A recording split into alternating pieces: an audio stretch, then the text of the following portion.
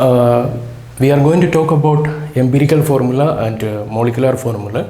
Actually, these two terms, it is something important when we are identifying an unknown organic compound. Okay, first through different analytical techniques, say mass spectrometry or the different the molecular weight determination techniques. Okay, first we will go into we have to know the empirical formula and then subsequently the molecular formula. So these two terms, it will frequently encounter when we are identifying a unknown compound. How much is the percentage of elements are present in that? From that we will identify the empirical and molecular formula. Let's see what these two terms are signifying. Okay, see, for instance, you can see C6H12O6. This is nothing but a glucose, which we know. Okay, so this is the molecular formula, right? So let's see what is the empirical formula. Empirical formula is nothing but it is CH2O. How this is CH2O got? See, what I did is, I have multiplied this glucose, all the atoms of the glucose with the 6. So 6 by 6, it is 1, 12 by 6 it is 2, and 6 by 6 again it is 1. Okay, so this is how I got the empirical formula. Okay, and the definition of empirical formula is it is the simplest whole number ratio of the elements present in a particular compound. Okay, so this is the simplest ratio of glucose, the elements present in the glucose. Okay, and we will do one question. From that, you can get some better picture.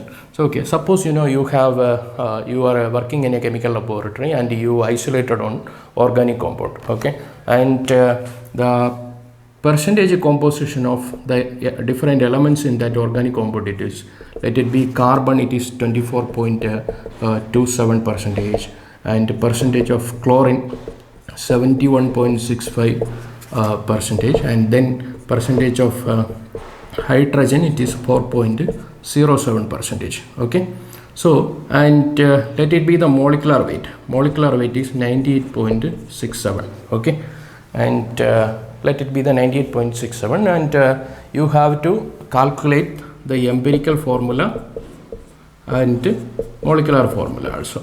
Okay, this is the question. How you will do it? See, actually the task is easy. First task is, you have to convert this mass percentage into gram. Okay, so it is gram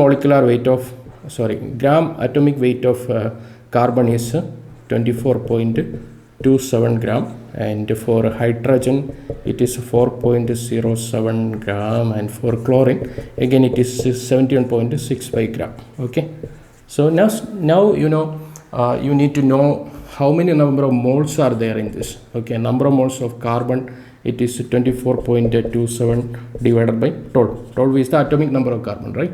So you will get around 2.021. Okay, and number of moles of hydrogen, again it is 4.07 divided by 1. 1 is the atomic weight of hydrogen.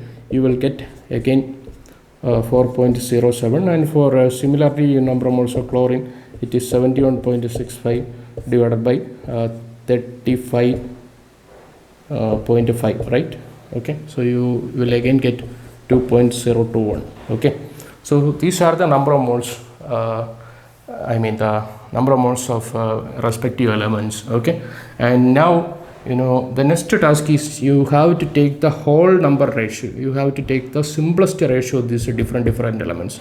So what we can do is, you can see which is the smallest digit in this. Okay, here it is 2.021, 4.07, and 2.021 again, right? So since these two terms are identical, of course these are the small digits also. We have to, next task is, we have to divide all these 10 times with 2.021. so it is 2.021, here again 2.021, here again 2.021. So we will get here it is 1, and for carbon, for hydrogen it is 2, and for chlorine again it is 1. Okay, so now it is easy. I will write C, for hydrogen it is 2, right? Chlorine again it is 1. So this is going to be the empirical formula. Okay, so this is about empirical formula. Okay, now actually I will again come back to this, hold this for a while. Okay, so you know how much is the molecular weight of glucose? Okay, molecular weight, okay, so it is 6 into 12 plus 12 into 1 plus 6 into 16. 16 is the atomic weight of oxygen, so you know you will get 190 gram you will get. And you know here is the empirical formula. What is the empirical formula mass? Okay, I'll write over here. Empirical formula mass is 12 plus 2 into 1 plus 16. So you know you will get 30, right? See, you know that here I have divided using the digit 6, right? Okay, so we can obtain this is 6 from like the molecular weight and empirical formula mass. Okay, so you know like this 6 in terms of empirical formula calculation we used to represent with the letter n. Okay, so n here it is 180 divided by, it is nothing but molecular weight divided by empirical formula mass. So it is 180 in this case divided by 30. How much you will get? 6. That is the 6 we have divided here, right? Okay, now here the determination of, okay, now you can come back here. Okay, here the determination of molecular formula, it is easy now. Okay, so let's calculate what is the empirical formula mass. It is 12 plus 2 into 1, right? 1 is the atomic mass of hydrogen and 35.5. You will get around 12 plus 14 plus 35.5, you will get around 46, sorry, it's not 46, 49.5. okay, so this is going to be the empirical formula mass approximately.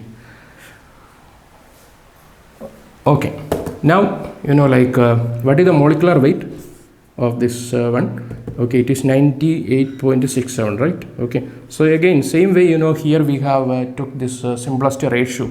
Okay, so same way we got the 6, here we can get 98.67 divided by 49.5.